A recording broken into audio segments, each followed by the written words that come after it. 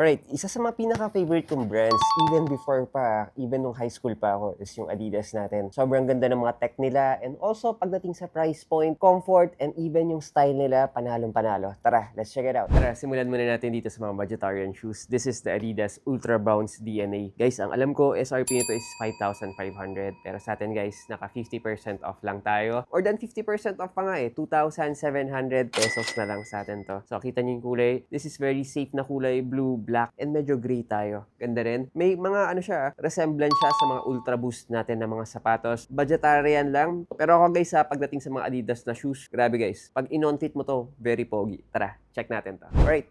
Unang tingin pa lang natin dito, this one looks like a Ultra Boost na. Pero syempre hindi bubutas ng bulsa mo. Yung mga Ultra Boost natin nasa 10,000 pesos, 11,000. Yan yung mga SRP niya Pero ito, 2,700 pesos lang sa atin. Sobrang more than 50% off tayo. This is the Ultra Bounce natin. DNA, pogi din Pagdating naman sa comfort niya guys, in fairness si Adidas talagang bang for the buck yung sapatos na to. Malambot din siya guys. Hindi naman siya kasing labot na lambot or very soft ng ng mga Ultra Boost natin. But still, comfy siya na sapatos, lalo na sa price point natin. Super discounted tayo na 2,700. Pagdating sa pormahan, hindi ka natalo. Kasi unang tingin pa lang, Ultra Boost na siya. Pagdating sa style, pogi din. And also, pagdating sa comfort, very, very good din siya. Alright, another colorway naman tayo ng Ultra Bounce DNA natin. 5,500 pesos ang SRP niya. Pero sa atin, more than 50% off, 2,700 pesos lang natin itong binibenta. This is the black, white, as medyo neon na orange tayo. Pero yung orange niya guys, hindi siya yung talagang parang medyo red type na orange yung pinaka-itsura naman ito. Pero pogi din to guys sobrang linis. Unang tingin mo dito, Ultra Boost talaga. Alright, syempre magiging bias tayo.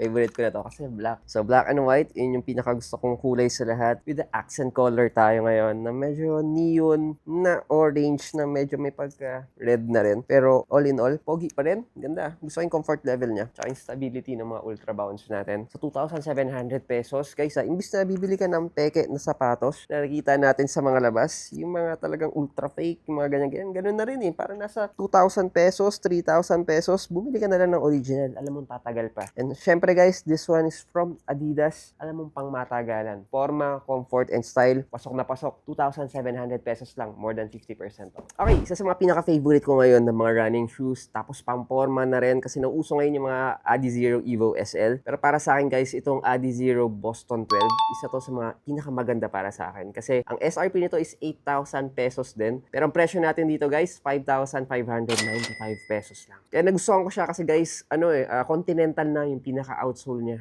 Ayan na makikita mo. Plus, para sa akin, mas gusto ko yung ganito. Kasi mga nakita ko sa mga Adizero SL, parang, ewan ko lang maganda si Adizero SL, pero para sa akin, mas bet ko yung mga ganitong pormahan. Tsaka kung ayaw mo yung masyadong may mga kaparehas ka, tapos mas affordable, pero 8,000 pesos din naman ang SRP nito Yung Evo SL natin, halos ganun din. Pero tara, check muna natin kasi pogi rin niya. Sheesh, ang ganda. Grabe ito. Ito yung sinasabi ko sa inyo guys. Actually, gusto ko yung pagkahulma ng Adizero Boston 12 natin. And also guys, ganda ng fit nito. As in, sobrang lightweight, sobrang malambot siya. Bouncy din siya. Yan, pero stability-wise, okay na okay ka pa rin. Talagang stable ka pa rin. Pero pagdating yung pormahan niya, ang ganda. Medyo cream tayo sa midsole, tapos white, black, tapos may mga konting silver or gray ang itsura natin. Pero pagdating naman sa pormahan, sheesh, ang ganda. Parang wala akong suot na sapatos, tsaka sobrang presko nito. Siyempre, 8,000 ang SRP nito Matataas ang presyo ng mga ganitong sapatos. Pero sa atin guys, 5,595 pesos lang. Sobrang below SRP tayo dito. Alright, next up naman tayo. This one, mga women's naman tayo ni Adidas. This is the Adidas Light Blaze naman. Ganda ng kulay nito. In fair lalo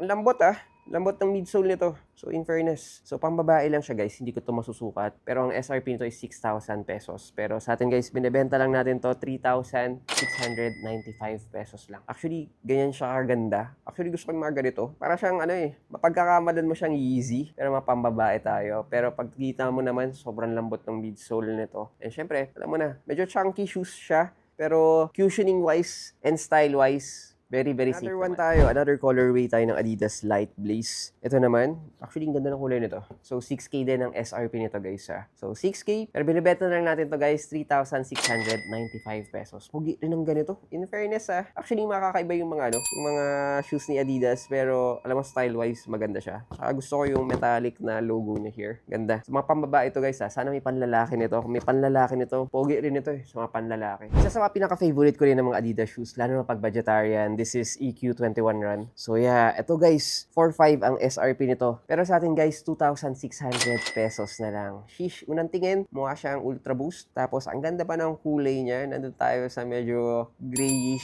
Tapos meron tayong pop na neon na green. Tapos meron tayong pop ng mga purple dito. Very safe na yung kulay niya. Excited ako sa mga ganito kalilinis na sapatos eh. Hindi ko lang to size guys because this one is 10.5. Pero gusto ko siyang i-on fit ngayon para makita ko lang kung pagdating sa formahan, okay ba siya. Tara. Alright, sabi ko na natin, ganda nito eh. Pack na pack. Sheesh. Kung ay may black na black pero gusto mo yung hindi ka masyadong nadudumihan, lalo na kung nagko-commute ka or talagang fan ka lang talaga ng mga darker side of the spectrum. Ito yung kukunin mo kasi may pop tayo ng neon green tsaka may pop tayo ng purple. Ganda. Pero pagdating sa price point guys hindi ka talo dito guys. Sobrang mura na to. And also guys sana meron tayong size nito guys. Pwedeng pang harabas, pwedeng pang forma, mukha pang Ultra Boost. Budgetarian, nasa around 2,000 pesos lang. Alright, another one. Budgetarian shoes tayo pero hindi siya mukhang budgetarian. Mukhang pogi din siya guys tsaka mukhang mamahalin. This is the Ultra Bounce natin ng Adidas. Pero to guys, 4,500 ang ating SRP. Pero sa atin guys, 2,300